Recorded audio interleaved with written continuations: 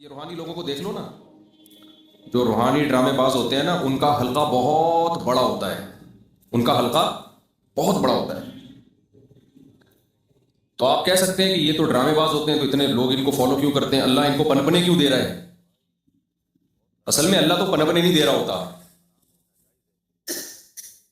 سب سے بڑی بات یہ کہ ان کی جو باتیں ہوتی ہیں نا، ان کے نہ کوئی سر ہوتا ہے نہ کوئی پیر ہوتا ہے. تو عقل مندوں کی نظر میں 2-3 جملوں سے ہی ان کی حیثیت سامنے آ جاتی ہے. لیکن ایک مشہور مقولہ ہے کہ اگر اللہ عقل سے پیسے دیتا تو بے وقوف لوگ بھوک سے مر جاتے. تو ایسے ہی یاد رکھو، یہ جو فین فالوئنگ ہے یا عقیدت محبت، اس میں بے وقوف لوگ جیسے رزق میں بہت دفعہ آگے ہوتے ہیں نا، تو بے وقوف لوگ ان چیزوں میں بھی آگے ہوتے ہیں. بے وقوفوں کی جو عقیدت ہے نا وہ بہت خطرناک ہوتی ہے، کیونکہ اس کے لیے کوئی دلیل کی ضرورت نہیں ہوتی.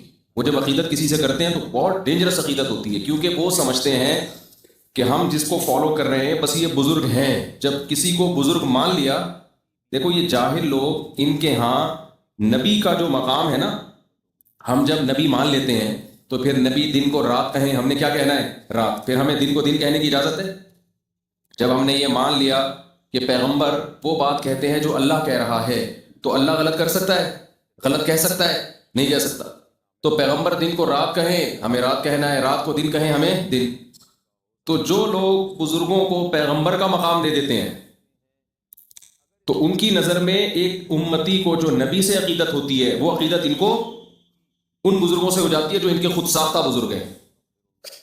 پھر وہ جتنی لمبی پھینکے گا نا، اتنا بڑا بزرگ کہلائے گا. میں سمجھا پا رہا ہوں اپنی بات؟ کیونکہ ان کی نظر میں یہ بزرگ ہیں. تو یہ دیکھو، پیغمبر جب دنیا میں آتے ہیں تو بہت سی باتیں ایسی کرتے ہیں جو ہمارے مینٹل لیول کے نیچے نیچے ہوتی ہیں، کچھ باتیں ایسی ہوتی ہیں جو ہماری مینٹل لیول سے اوپر کی ہوتی ہیں. جیسے قبر کا عذاب، یہ ہمارے مینٹل لیول سے اوپر کی، ہم نے مر کے تو دیکھا نہیں ہے. جنت ہے، جہنم ہے، یہ ساری چیزیں ہیں نا. یہ نیکی کرنے سے یہ ملتا ہے، یہ گناہ کرنے سے یہ عذاب ملتا ہے. یہ سب چیزیں ہمارے لیول سے اوپر کی ہیں. لیکن ہم کیوں مانتے ہیں؟ بھائی محمد صلی اللہ علیہ وسلم یہ باتیں اپنی طرف سے نہیں بتا رہے، بلکہ کس کا پیغام؟ اللہ کا پیغام ہم تک پہنچا رہے ہیں. تو اللہ تو غیب کا علم جانتا ہے. اگر نبی صلی اللہ علیہ وسلم وہ ساری باتیں وہی کرے جو ہماری مینٹل لیول سے نیچے کی ہے، تو پھر ہم کہیں گے بھائی یہ تو ہمیں ویسے ہی سمجھ میں آ رہی تھی، اس کے لیے پیغمبر کی کیا ضرورت تھی؟ یہ تو ہمیں ویسے ہی سمجھ میں آ رہی تھی نا. تو بعض لوگوں کی نظر میں بزرگ کا کانسیپٹ یہ ہے کہ اگر وہ ہمارے مینٹل لیول کے اندر کی باتیں کر رہے ہیں تو پھر یہ بزرگ کس بات کا ہو گیا؟ تو یہ ضروری ہے کہ وہ کھوپڑی سے اوپر کی باتیں کرے، ایسی باتیں کرے جو آپ کی کھوپڑی میں نہ آئے. تو بھائی یہ چیز پیغمبر پہ تو جچتی ہے، کیونکہ پیغمبر کا رابطہ کس سے ہے؟ اللہ سے. بزرگ پہ نہیں جچتی یہ چیز. بھائی آپ کی، آپ تو ہماری طرح کے انسان ہو، آپ جو بات کر رہے ہو اس کے پیچھے کیا دلیل ہے؟ لیکن آپ دیکھ لو جتنے بھی یوٹیوب پہ آپ دیکھو نا، ایسی باتیں جو آپ کے لیول میں واہی نہیں، پتہ نہیں کیا کہہ رہے ہیں. حصار ہوتا ہے، حصار. حصار کیا ہے بھائی؟ کہتے ہیں جن چڑیل بھوت سے روکنے کے لیے کیا ہوتا ہے؟ حصار. وہ بھائی کیا ہوتا ہے؟ کون سی میڈیکل سائنس کی کتاب میں لکھا ہوا ہے یا کیا ہوتا ہے یہ؟ جن وہاں سے اندر آئے گا، ادھر سے اندر کیوں نہیں آ سکتا؟ کہہ رہے ہیں یہ تمہارے سمجھنے کی باتیں نہیں ہیں. تو جب نہیں ہے تو نکل یہاں سے بھائی، ہماری سمجھنے کی. تو ہمیں ایسی باتیں کرنے کے لیے بیٹھے جو سمجھ میں ہی نہیں آئے ہمارے. لیکن لوگ نکالیں گے نہیں، لوگ کہیں گے یہی تو ہے، اسی کے تو ہاتھوں میں جائے. علوم ہے بھائی، علوم. علوم دی اللہ نے حضرت کو. ایک کانسیپٹ جن چڑیل بھوت کا وہ ہے جو اسلام نے دیا ہے، تو ہم مان لیتے ہیں بھائی اللہ جانتا ہے. ہم چڑیل تو نہیں ہوتی، جن کی لیڈی کو چڑیل کہتے ہو آپ پیار سے. ظاہر ہے جیسا جن بھیانک ہوتا ہے اس کی وائف بھی ایسی بھیانک ہی ہوگی نا. کیا خیال ہے؟ تو اردو میں اس کا نام چڑیل رکھ لیا. وہ ایک آدمی کی بیوی پہ جن آ گیا نا، کسی نے آگے بتایا تیری بیوی پہ جن آ گیا ہے، تیرے بھابھی پہ جن آ گیا ہے، تو اس کو کیا خود ہی بھگتے گا. اس کو ٹینشن ہی نہیں ہوئی، اس کو جن پہ ترس آیا. اس کو کس پہ ترس آیا؟ جن پہ. یار غلط جگہ آ گیا. وہ ایک آدمی سے کسی نے پوچھا نا، اگر شیر حملہ کرے تیری ساس پہ اور تیری بیوی پہ تو کس کو بچائے گا؟ ساس پہ حملہ کیا اور بیوی پہ حملہ کیا، تو کس کو بچائے گا؟ کہہ رہا شیر کو بچاؤں گا میں. تو مجھے پتہ ہے شیر کے ساتھ تو بچہ ہونے والا نہیں. تو علوم ہے، علوم. علوم سمجھتے ہیں؟ یوٹیوب پہ جتنا بڑا پھینکو ہوگا کہتے ہیں کہ یہ کیا ہے؟ علوم. علوم کی باتیں کر رہے ہیں. اچھا خوب سمجھ لو کہ ہمارے ہاں بڑا عالم، چاہے وہ میڈیکل سائنس میں ہو، وہ بھی تو ایک علم ہے نا میڈیکل. چاہے وہ دین کا علم ہو, کوئی بھی علم ہو, اس میں جو بھی ایسی باتیں کر رہا ہو جو پبلک کی سمجھ میں نہ آ رہی ہوں, اس کو لوگ زیادہ پڑھا لکھا سمجھتے ہیں. حالانکہ یاد رکھو, علم میں جب انسان کو پختگی ہوتی ہے نا, تو وہ جب جس طبقے سے بات کر رہا ہوتا ہے ایسے الفاظ میں بات کرتا ہے کہ اس طبقے کی سمجھ میں بات آتی ہے. یہ علم کی علامت ہے, لیکن اس کو لوگ علم نہیں سمجھتے. میں تو بہت سرچ کرتا ہوں نا یوٹیوب پہ, جو ڈاکٹرز کیا کہہ رہے ہیں, حکیم کیا کہہ رہے ہیں. آپ دیکھو کوئی ڈاکٹر ایسی بات ہے ساری ٹرمز استعمال کر رہا ہوگا میڈیکل سائنس کی, ایک لفظ سمجھ میں نہیں آ رہا ہوگا, نیچے لوگوں نے برا بھلا کہا ہوگا بھائی کوئی ایسی بات کرو جو ہماری کھوپڑی میں تو آئے نا. لیکن کیا ہوتا ہے کہ بھائی ہے پڑھا لکھا, ہے کیا ہے, پڑھا لکھا ہے. تو یہ پڑھا لکھا ہونے کی علامت نہیں ہے. پڑھا لکھا جب ہوتا ہے جب انسان کو علم میں رسوخ ہوتا ہے نا, کمال ہوتا ہے, تو پھر وہ وہی ٹرمز کو اس طرح استعمال کر کے لوگوں کو سمجھاتا ہے لوگوں کی زبان میں. یہ جس کو علم پر قدرت ہوگی نا, عبور ہوگا, اس کو جیسے گھوڑے کی لگام جب اپنے ہاتھ میں ہوتی ہے نا, تو جہاں چاہے گھوڑے کو گھماؤ آپ. اس لیے کہتے ہیں جو بڑا شاعر ہے نا اس کی شاعری آسان ہوتی ہے, جو چھوٹے شاعر ہیں ان کی شاعری مشکل ہوتی ہے, کیونکہ شعر کے ذریعے بات کو سمجھانے کے لیے مشکل الفاظ کا سہارا لینا آسان ہے, آسان کا سہارا لینا مشکل ہے. آسان الفاظ کا جب ہی آپ سہارا لیتے ہیں جب آپ کے پاس الفاظ کا ذخیرہ بہت زیادہ ہو. جب ذخیرہ زیادہ نہیں ہوتا تو وزن ملانے کے لیے مشکل الفاظ شاعر لے رہا ہوتا ہے, اور جب وہ کمال پیدا ہو جاتا ہے نا تو اس کو پتا ہے اس کا آلٹرنیٹ میرے پاس آسان الفاظ میں بھی مل جائے گا, تو وہ آسان الفاظ کی سلیکشن کرے گا. نیا شاعر یہ کام نہیں کر سکتا, لیکن جو مشکل الفاظ استعمال کرتا ہے لوگ کہتے ہیں بڑا شاعر, جو آسان الفاظ استعمال کرتا ہے لوگ کہتے ہیں چھوٹا شاعر. آپ شاعروں سے پوچھیں, وہ ایک شاعر گزرا ہے نا جس کا انتقال ہو گیا, کیا نام تھا, ابے جان ایلیا نا. جان ایلیا کی شاعری نا بہت بہت آسان الفاظ تھے اس میں. تو ان کا کوئی محترم شاعر تعارف کروا رہے تھے کہ مجھے وہ الفاظ بڑے اچھے لگے جس نے تعارف کروایا نا, کہ آسان شاعری کی دشوار گزار گھاٹیوں سے گزرنا یہ جان ایلیا کا کام ہے. تعارف دے گئے آپ, مجھے پورے الفاظ یاد نہیں ہے. آسان شاعری کی دشوار گھاٹی, میں نے کہا یہ بندہ ادب کے لحاظ سے بڑا خاندانی ہے جس نے یہ انٹروڈکشن کروایا نا جان ایلیا کا, کہ آسان شاعری کی دشوار گھاٹی. کیا مطلب, آسان شاعری بڑی دشوار ہے, دشوار شاعری بہت آسان ہے. تو میں نے کہا یار یہ جو ورڈنگ اس نے یوز کی ہے نا یہ بڑی خاندانی ہے الفاظ استعمال کی. یہ خود اس کی علامت ہے, جو انٹروڈکشن کروا رہا ہے وہ بھی کوئی اردو پہ بڑا کنٹرول ہے اس کو.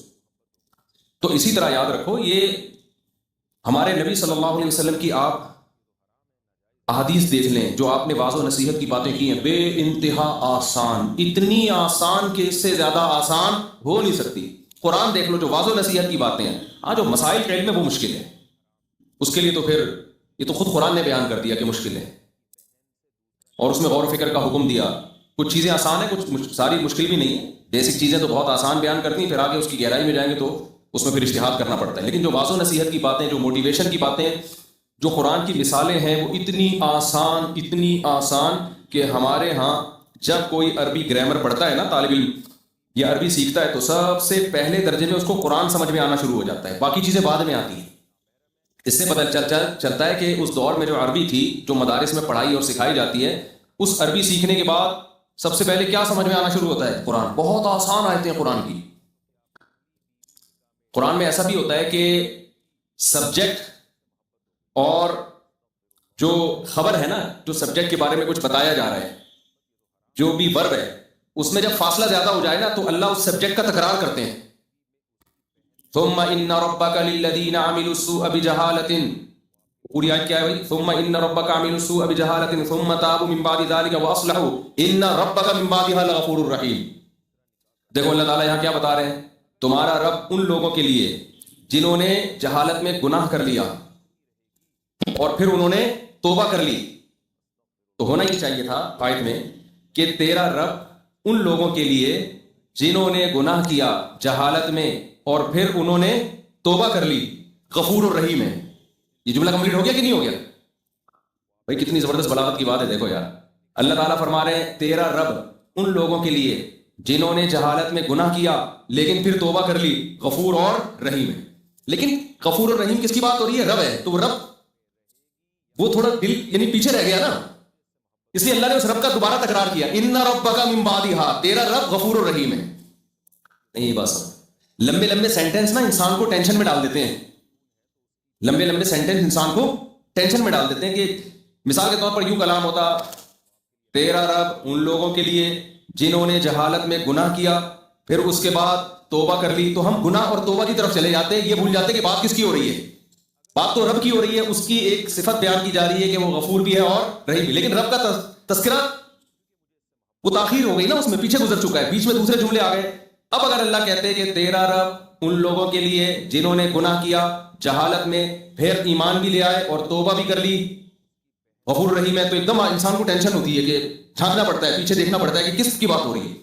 اب چونکہ مبتدا یعنی سبجیکٹ جس کی بات ہو رہی ہے اس کے بیچ میں لمبا سینٹنس آ گیا ہے، تو اللہ نے ان ربک من بعدھا، تیرا رب ان سب چیزوں کے بعد بھی غفور الرحیم ہے۔ اب من بعدھا میں اللہ نے پھر یہ نہیں کہا کہ جو جرم کر لے اور توبہ کریں، بلکہ من بعدھا کا مطلب ان سب کے بعد بھی کیا ہے، تیرا رب غفور اور رحیم ہے۔ تو قرآن میں بہت ملے گا، یہ بہت آسان، بہت آسان، جہاں لمبا جملہ ہو رہا ہے اللہ نے سبجیکٹ کو دوبارہ اس کو تکرار کر دیا۔ اصولی لحاظ سے عام طور پر کلام میں یہ چیز معیوب سمجھی جاتی ہے، عام زبان میں جب ہم بات کر رہے ہیں نا تو اس کو معیوب سمجھا جاتا ہے، لیکن قرآن میں یعنی جس چیز کو بسا اوقات ہم معیوب سمجھ رہے ہوتے ہیں قرآن کی نظر میں وہ معیوب نہیں ہے، کیونکہ قرآن کہتا ہے کلام کا مقصد ہے لوگوں کے دلوں پہ اثر ڈالنا، تو اثر ڈالنے کا وہ طریقہ اختیار کرنا کہ آپ زبان کے قوانین میں الجھ کے رہ جاؤ اور وہ کلام مؤثر نہ ہو، اس سے بہتر ہے قانون توڑ دو، لیکن کلام اس طرح انداز سے کرو کہ لوگوں کے دلوں پہ اثر کرے۔ یعنی کھوپڑی میں رکھا ہے، صرف کھوپڑی کا لفظ سنتے ہی ایک دم لوگ مائل ہو جاتے ہیں، حالانکہ کھوپڑی کا لفظ نامناسب ہے۔ عام آپ کا رشتہ لینے کے لیے جاؤ اور آپ سسر صاحب سے بولو، ہونے والے سسر سے، کہ آپ کی کھوپڑی میں بات آ گئی ہے کہ میں مناسب ہوں آپ کی بچی کے لیے، فوراً کک آؤٹ کر کے نکال دیں، لیکن تمہیں بات کرنے کی تمیز نہیں۔ اب آپ دلیل دیں کہ مفتی طارق مسعود تو جمعے کے بیان میں کہتے ہیں کھوپڑی میں بات آ رہی ہے کہ نہیں آ رہی، تو ایک ہی لفظ کھوپڑی ایک جگہ پہ نامناسب ہے، دوسری جگہ پہ کیا ہے، عین مناسب ہے۔ ہم بھی کہیں اللہ نہ یعنی استغفر اللہ، کہیں اگر گھر والے سن رہے ہوتے ہیں تو ہاں میں نے بات اصل میں یہاں سے شروع کی تھی کہ اللہ تعالیٰ نے قرآن مجید میں نبی صلی اللہ علیہ وسلم کے بارے میں فرمایا کہ اگر یہ ہم پہ کوئی معاذ اللہ غلط بات منسوخ کرتے تو ہم ان کو پنپنے نہیں دیتے۔ تو میں یہاں سے عرض کیا تھا میں نے کہ جو بھی 2 نمبر لوگ ہوتے ہیں نا اللہ ان کو پنپنے نہیں دیتا، ہاں جو بے وقوف قسم کے لوگ ہوتے ہیں وہ ان کو فالو کرنا شروع کر دیتے ہیں۔ تو کسی بھی فیلڈ میں عقل مندوں کا اعتبار ہوتا ہے، احمقوں اور بے وقوفوں کا اعتبار نہیں ہوتا۔ تو یہ جو روحانی عامل ہے نا، جو بڑی گہری حصار اور جن بھوت وہ اس کی باتیں آ رہی تھی، تو جن بھوت کا ہمیں بھوت تو نہیں، جن کا تو ہمیں قرآن و سنت سے ثبوت ملتا ہے، ہم مانیں گے اللہ نے کہہ دیا، لیکن اس کی کیا کیفیت ہوتی ہے، وہ قابو میں آتے ہیں نہیں آتے، ان چیزوں کا قرآن میں کوئی تذکرہ نہیں ہے۔ لہٰذا یہ عامل جو دعویٰ کرتے ہیں ہم نے جنات قابو میں کر لیے، یہ کر لیا، بھائی یہ تمہاری اپنی کہانی ہے، یہ ہماری کھوپڑی میں نہیں آتی۔ میں نے آج تک کوئی جن کسی عامل کے قابو میں نہیں دیکھا، البتہ عامل جنات کے قابو میں بہت دیکھے، میں بہت دیکھے کہ اس پہ جن آیا ہوا ہوتا ہے، خود اس کو کنٹرول کیا ہوا ہوتا ہے جن نے، تو ایسا بہت ہوتا ہے۔ ایسا نہیں ہوتا کہ عامل جنات کو قابو میں لے لیں۔ سمجھتے ہو کہ نہیں سمجھتے؟ تو ان چیزوں میں پڑھ کے تو ان کے فالوورز جو زیادہ ہوتے ہیں نا، تو وہ اس لیے کہ وہ مینٹل لیول سے اوپر کی باتیں کر رہے ہوتے ہیں۔ تو 2 طرح کے لیڈر ہوتے ہیں یا 2 طرح کے لوگ ہوتے ہیں جن کو لوگ فالو کرتے ہیں۔ ایک وہ جو مینٹل لیول کے نیچے نیچے کی بات کرتے ہیں، ان کی بات آسان ہوتی ہے، 2 اور 2 4 کی طرح ہوتی ہے، ان کو عقل مند لوگ فالو کرتے ہیں۔ اور جو عجیب سی باتیں کر رہے ہوتے ہیں جو آپ کی سمجھ میں نہیں آ رہی ہوتی، ان کو احمق اور بے وقوف لوگ فالو کرتے ہیں۔ لیکن جو احمق اور بے وقوف کی عقیدت ہے نا، وہ پڑھے لکھے کی عقیدت نہیں، ایسی عقیدت کہ آپ کی سوچ سے بھی زیادہ، وہ بہت ہی حضرت جی کا ارشاد پتہ نہیں۔ تو خوب سمجھ لو، اپنی زندگی کا اصول بنا لو کہ جو شخص بھی ان لاجیکل باتیں کر رہا ہے اس کے پیچھے کبھی بھی مت چلو۔ ہاں یہ ضرور ہے کسی کے شارٹ کلپ دیکھ کے یہ اندازہ لگا لینا کہ یہ اس کی بات ان لاجیکل ہے، فوراً کسی کے بارے میں فیصلہ مت کرو۔ بعض دفعہ ہمارا کوئی کلپ چل رہا ہوتا ہے، ادھورا کلپ ہوتا ہے، لوگ کہتے ہیں مفتی صاحب نے ان لاجیکل بات کی، تو وہ جتنے آپ کے اشکالات ہیں نا، وہ دوسرے بیان میں اس تمام اشکالات کے جوابات موجود ہوتے ہیں، سمجھتے ہو؟ تو سننا بھی اسی کو ہے، اور اپنی زندگی کا جو لاہ عمل ہے نا، وہ بھی لاجک کے تحت گزارنا ہے۔ خوب سمجھ لو، دیکھو مذہب کی جو تعلیمات لاجک کے مطابق ہو یا نہ، ان میں تو اسلام کو ماننا ہے، وہ تو اللہ میاں نے جب کہہ دیا تو اللہ سے زیادہ کوئی جاننے والا نہیں، اس سے زیادہ کسی کا علم نہیں۔ لیکن جہاں مذہب کی گائیڈنس نہیں ہے، مذہب کی رہنمائی نہیں ہے، وہاں پھر آپ نے 100% عقل کو ہی استعمال کرنا ہے، تانے بانے ملانے ہیں۔ ایک مثال دے کر بس بیان کو ختم کرتا ہوں، یہ مثال میں پہلے کئی دفعہ دے چکا ہوں لیکن بیان کمپلیٹ ہو جائے گا اس مناسبت سے۔ دیکھو ہم نے علماء سے سنا ہے کہ اگر آپ شریعت کی مخالفت کرو گے نا توبہ استغفار سے وہ گناہ آپ کا معاف ہو جائے گا. فطرت کی مخالفت کرو گے تو جو سزا ملے گی وہ توبہ استغفار سے نہیں ٹلتی. ہمارے ہاں بہت سے لوگ جو شریعت کو فالو کرتے ہیں وہ عقل کے خلاف چلنا شروع ہو جاتے ہیں اور اس کو توکل کا نام دے دیتے ہیں. مثال کے طور پر ایک آدمی خدا نخواستہ اس نے کوئی جرم کیا, بد نظری ہو گئی اس سے, شریعت کے خلاف کیا نا. کسی بھی عالم مفتی کے پاس آئے گا, عالم مفتی پوچھے گا اس سے بھائی تم سے کیا جرم ہوا, وہ کہتا ہے بھائی مجھ سے بد نظری ہوئی ہے, مجھے بتائیں اس کی کیا تلافی ہے. تو وہ کیا کہے گا, کیا کرو, توبہ کرو. توبہ کرنے سے اس کے تمام سائیڈ افیکٹ کیا ہو جائیں گے, ختم. التائب من الذنب کمن لا ذنب له, حدیث میں آتا ہے گناہ سے توبہ کرنے والا ایسا ہے جیسے اس سے گناہ کبھی ہوا ہی نہیں ہے. ایک غلطی ہے. دوسری غلطی کیا ہے, موم بتی جل رہی تھی, آگ لگی ہوئی ہے اس میں, آپ نے کہا یار میرا ایمان اپنا میں جانچتا ہوں ذرا, میرا اللہ پہ توکل, آگ پہ زیادہ توکل ہے یا اللہ پہ زیادہ ہے, تو میں اللہ پہ توکل کرتا ہوں, اس موم بتی میں ہاتھ ڈالوں گا, اللہ چاہے گا تو ہاتھ میرا نہیں جلے گا. آپ نے اس انگلی میں, اس آگ میں انگلی داخل کر دی, وہ آگ لازماً آپ کے ہاتھ کو جلائے گی, کیونکہ آپ ابراہیم علیہ السلام نہیں ہیں. اللہ نے ابراہیم علیہ السلام سے وعدہ کیا تھا کہ آگ میں ڈال دیں گے میں بچا لوں گا. آپ میرے اور آپ سے اللہ نے ایسا کوئی وعدہ نہیں کیا. اس لیے اللہ پہ توکل کا سہارا لے کے ہمارے لیے آگ میں انگلی داخل کرنا جائز ہو جائے گا؟ جائز نہیں ہوگا, کتنا بھی توکل ہو. آپ نے کہا یار اللہ سے ہوتا ہے, ہمارے تبلیغ والے کہتے ہیں بالکل صحیح کہتے ہیں کہ اللہ سے ہوتا ہے, اللہ کے غیر سے نہیں ہوتا. آپ نے کہا اچھا اللہ سے ہوتا ہے تو میں ابھی بجلی کے کھمبے میں نا یہ جو ہے نا, یہ آپ تک پلک لگا کے میں 2 انگلیاں ڈالوں گا اور تم بٹن آن کر دینا, اللہ کا حکم ہوگا تو کرنٹ لگے گا, نہیں لگے گا, نہیں حکم ہوگا تو نہیں لگے گا, اور مجھے یقین ہے کہ اللہ کا حکم ہوگا کہ نہیں لگے گا. آپ نے انگلیاں ڈالی اور جیسے ہی آن ہوں گے تو آپ مریں گے. آپ کے بچنے کا ایک ہی طریقہ ہے کہ کوئی آپ کو بچانے کی کوشش کرے. آپ کو اگر جو بچانے کی کوشش کرے گا نا تو پھر آپ بچ جائیں گے. وہ کیا ہو جائے گا, کیونکہ کرنٹ پاس ہو جائے گا ادھر, کہتے ہیں اس کو کرنٹ لگا ہوا, اس کو اگر کھینچو گی نا تو وہ بچ جائے, آپ کے مرنے کے چانسز بڑھ جاتے ہیں. تو یہ کیا, یہ کس سے پھٹا کر رہے ہو آپ؟ شریعت سے نہیں, کس سے, نیچر سے. اللہ کے نیچر کے جو اصول ہیں وہ تبدیل نہیں ہوتے. تو کبھی معجزہ ہو جائے تو ہو جاتے ہیں, ورنہ نہیں ہوتے, کبھی بھی تبدیل نہیں ہوتے. اب جناب آپ کو لگا پاورفل قسم کا کرنٹ, آپ اندر سے آڑے ترچھے ہو گئے, فرمائی آپ کا ٹیڑھا ہو گیا, پہچان میں نہیں آ رہے کہ کون سا بندہ ہے. یا آپ نے آگ میں انگلی ڈالی اور وہ انگلی آپ کی کیا ہو گئی, جل گئی. اب آپ آئے مفتی صاحب کے پاس, مفتی صاحب مجھ سے غلطی ہوئی ہے, میں نے آگ میں اپنے آپ کو جلا دیا ہے. تو مفتی صاحب کہیں گے توبہ کرو بھائی, یہی کہیں گے نا. تو آپ کہیں گے بھائی توبہ کرنے سے کیا ہوگا, کہیں گے سر گناہ معاف ہوگا. کہ حماقت کیوں کی, کہ بھائی حدیث میں تو آتا ہے جو توبہ کرے وہ ایسے جیسے گناہ کیا ہی نہیں. تو میں نے جب آگ میں انگلی ڈالنے سے آئندہ کے لیے توبہ کر لی تو میں تو ایسے ہوں جیسے گناہ کیا ہی نہیں, لہٰذا میرا زخم خود بخود ٹھیک ہو جائے, یا انگلی جو جل کے ختم ہو گئی واپس آ جائے, کیونکہ حدیث میں آتا ہے جو گناہ کر کے توبہ کرتا ہے ایسے جیسے کیا ہی نہیں, تو ایسا ہونا چاہیے جیسے میں نے آگ میں انگلی ڈالی نہیں, تو ہو جائے گی, انگلی واپس آ جائے گی. نہیں ہے, کہیں گے بھائی آپ نے بغاوت کس سے کی ہے, فطرت سے کیا, نیچر سے لڑے ہو آپ. سمجھتے ہو کہ نہیں سمجھتے؟ تو آج جو دیندار لوگ ہیں توکل کے نام پہ جو بے احتیاطیاں کر رہے ہیں, انفرادی سطح پہ بھی اجتماعی سطح پہ بھی, لہذا انفرادی سطح پہ بھی بیڑا غرق اور قومی سطح پہ بھی بیڑا غرق ہوا چلا جا رہا ہے. اور کہتے یہ کہ ہم چونکہ مسلمان ہیں, ہمارے ساتھ اللہ ہے تو اللہ کی ہمارے ساتھ مدد ہوگی, ہم ترقی کریں گے. آپ ترقی کے علاوہ ہر قسم کا, آپ 4 شادیوں کا خواب دیکھ سکتے ہو, آپ ان حالات میں ترقی کا خواب بولو نہیں. خدا نے آج تک اس قوم کی حالت نہیں بدلی, نہ ہو جس کو خیال آپ اپنی حالت کے بدلنے کا. تو وہ اسباب اختیار کرنے پڑیں گے, کھوپڑی استعمال کرنی پڑے گی. نہیں علی منکر میں اسباب اختیار کرنے کا حکم ہے جو فرض ہے, تو اس کے بغیر کہاں. دیکھو نبی نے کیا فرمایا, من رأى منکم منکرا فلیغیرہ بیدہ, بتاؤ برائی کو ختم کرنا ہمارا فرض ہے یا نہیں ہے؟ لیکن نبی نے کیا فرمایا, اتنا فرض ہے جتنا افورڈ کر سکو. ہونا تو یہ چاہیے تھا بھائی حق بیان کرو چاہے جو مرضی ہو جائے, کچھ بھی ہو جائے, جو بھی اثرات ہو. نہ آپ نے فرمایا جو برائی کو ہاتھ سے روک سکتا ہے تو وہ تو ہاتھ سے روکے, جس میں ہاتھ سے روکنے کی طاقت نہیں ہے اب پھر ہاتھ سے مت روکے. وہ پھر کیا کرے, پھر نہیں بھائی, پھر تو سائیڈ افیکٹ کیا ہوں گے, زیادہ ہوں گے. وہی قصہ ہو جائے گا کہ بھینس کے منہ میں پائپ رکھا, جمال گوٹا رکھ کے پھونک ماری, بھینس نے پہلے پھونک مار دی بھینس نے. تو آپ کی طاقت ہے نہیں, سامنے والا پاورفل ہے, آپ نے اس کو برائی سے روکنے کی زبردستی کوشش کی, جو اس نے کوشش کی تو آپ سوسائٹی میں کسی قابل رہیں گے. تبھی تو حکمرانوں کے خلاف مسلح بغاوت سے اسی وجہ سے منع کیا جاتا ہے کہ آپ برائی کو ختم کرنے کے لیے سسٹم کو چینج کرنے کی کوشش ضرور کرو, مگر ایک پاورفل ریاست کے خلاف جب آپ طاقت کا استعمال کرو گے تو آپ جو پھونک لگاؤ گے نا وہ برداشت ہو جائے گی. حکومت نے جو پھونک لگائی نا اس سے آپ کی پھونک ہمیشہ کے لیے نکل جائے گی. تمام فقہا لکھتے ہیں کہ مسلح تحریکوں کے لیے ضروری ہے کہ اسباب کی دنیا میں طاقت ہو. ایسا نہیں کہ آپ اٹھے اور جناب ردن کر کے یوں کر دیا آپ نے. آپ دیکھنا پڑے گا کہ آپ میں کتنی پاور ہے لڑنے کی, نہیں ہے تو کوئی اور کام کرو.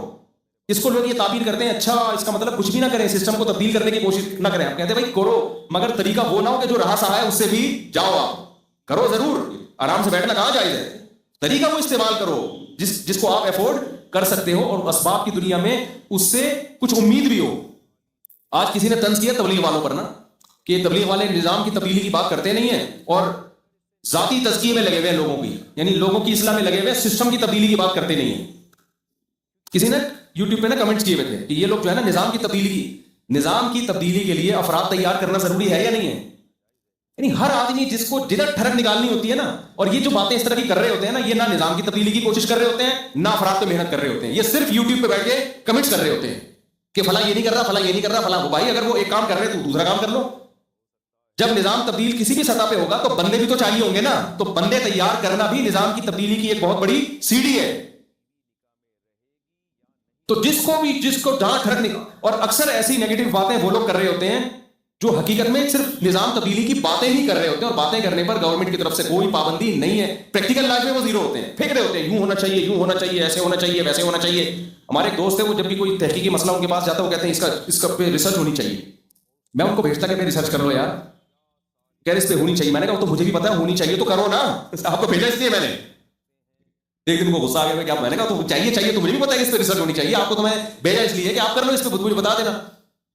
بعض دفعہ میرے پاس کوئی بھیج رہے ہوتے ہیں کہ آپ اس کی تحقیق کرو, میں جواب میں لکھوں اس پہ تحقیق ہونی چاہیے, تو کہے گا تو ہمیں پتا ہے چاہیے تو کرو نا. تو پھر میں اگر تحقیق کرتا ہوں تو خوش ہوتے ہیں, نہیں کرتا تو بولے گا کیوں نہیں کر رہے. تو چاہیے کا لفظ مارکیٹ میں اس کا منجن بہت بکتا ہے, یہ بھی ہونا چاہیے وہ بھی ہونا چاہیے. جو کرنے والے لوگ ہیں وہ چاہیے کی بحث میں نہیں پڑتے, وہ غور و فکر کرتے ہیں کہ پاکستان میں نظام تبدیل ہونا چاہیے, پہلے سے ہمیں پتا ہے ہونا چاہیے. وہ اس کے طریقوں پہ غور کر رہے ہوتے ہیں کہ کیسے سسٹم چینج ہو سکتا ہے, بیوروکریسی میں کیسے تبدیلی آ سکتی ہے, فوج میں کیسے اچھے لوگ اوپر جا سکتے ہیں, اسکولنگ سسٹم ہو. وہ تو ہر آدمی کا اپنا طریقہ ہے, تبلیغ والوں کا اپنا طریقہ ہے. بھائی بجائے اس کے کہ نیچے سے لوگ بھیجو, اوپر سے فوجیوں کو ہی چینج کر دو. اب فوج میں ٹھیک ہے بہت ساری برائیاں ہیں, لیکن بہت ساری اچھائیوں میں 90% دخل تبلیغ جماعت کا ہے.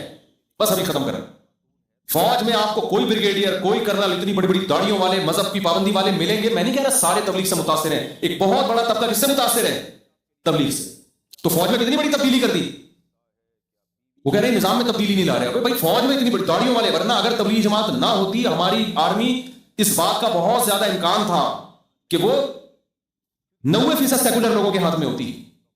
ابھی ایک کرنل مجھے ملے, ریٹائر ہو گئے, وہ تبلیغ میں نا ٹوپی پہن کے گشت کرتے پھر رہے ہیں. میں نے کہا حضرت وہ ریٹائر تو ابھی ہوئے نا, وہ تو ڈیوٹی کے دوران بھی کہتے ہیں یار ہم نے ساری زندگی سلوٹ, لوگ ہمیں مارتے تھے, ہم اس کو عزت سمجھتے تھے کہ لوگ ہمیں عزت دے رہے ہیں, سلوٹ کر رہے ہیں, ہمیں پتا چلا عزت تو کون سی ہے آخر. میں نے کہا میں ان کو سمجھاؤں, وہ جو زندگی میں آپ کو وہ مسالہ زیادہ لگ گیا نا ان کرنل صاحب پہ. میں نے کہا حضرت وہ جو آپ کو لوگ سلوٹ کرتے تھے وہ بھی دین کا حصہ تھا. ایک کنٹری ہے, اس میں اگر فوج کے ماتحت آدمی اپنے جو ہے نا آفیسر کو سلوٹ نہیں کرے گا تو یہ نظام کیسے چلے گا. اس کو بھی مذہب کا حصہ سمجھو نا. بعض لوگوں کو مسالہ کیا لگ جاتا ہے, جونپور کے قاضی بن جاتے ہیں وہ, تو وہ اس کو غلط سمجھ رہے ہیں کہ جو مجھے سلوٹ مارا کرتے ہیں. میں نے کہا یہ تھوڑا زیادہ ہو گیا, اس کو تھوڑا سا کیا کریں, یہ تو سسٹم ہے, یہ تو سسٹم کا حصہ ہے, اور اس پہ تو اللہ کا شکر ادا کریں, اللہ نے آپ کو عزت دی ہے کہ ماتحت لوگ آپ کو سلوٹ کر رہے ہیں. ہاں تکبر نہ کرے انسان. تو ہر آدمی جو بھی پازیٹیو کام کر رہا ہے اس کو پروموٹ کرو. تبلیغ کا بہت بڑا کام, تو بہت زیادہ اللہ نے کام لیا فوج میں اور بیوروکریسی میں, ججز ہیں بہت سارے جو لگے جماعتوں میں.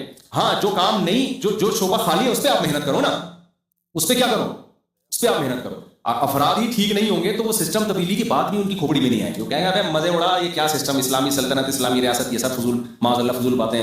تو مسجدیں آباد ہوتی ہیں اور لوگوں میں ایک شعور پیدا ہوتا ہے, تو لوگ ہی تو پھر آگے, پیغمبر تھوڑی آئیں گے دوبارہ کوئی, تو لوگ ہی مسلمان ہی سارے کام کریں گے. تو اس لیے میں کیا عرض کر رہا تھا, بس بات کو ایک جملے میں اب سینٹنس میں ختم کرتا ہوں کہ ان لاجیکل کام آپ کو کرنے کی اجازت نہیں ہے اللہ پہ توکل کا لیول لگا کے. تو جب نہیں ہے منکر میں نہیں ہے, اس میں نبی نے فرمایا اپنی استطاعت دیکھو, استطاعت ہے تو ٹھیک ہے, نہیں ہے تو زبان پہ آ جاؤ. فمن لم یستطع فبلسانہ, زبان سے کہنے پر اکتفا کرو, اور اگر اس کی بھی طاقت نہیں ہے فبقلبہ, تو بقلبہ کا مطلب